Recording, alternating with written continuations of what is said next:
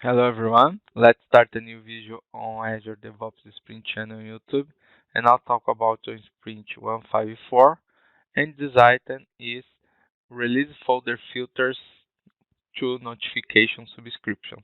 Now you can monitor a specific folder path on release definitions to monitor example all deployments completed with success under a respective folder. Example here, I have a folder 1 on my pipelines, and I will monitor all releases that will complete it with success, and I will receive a new notification. Okay. To click here, I will click on user preference, and I will click on my notifications. Okay.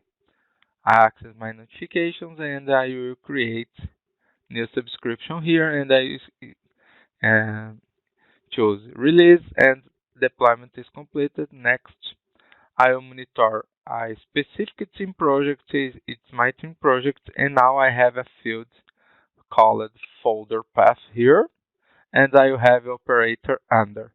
And now I will click on value. I will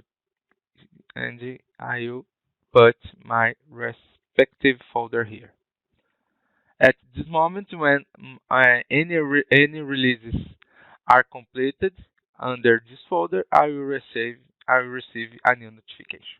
Okay, thank you. See you next video. Bye bye.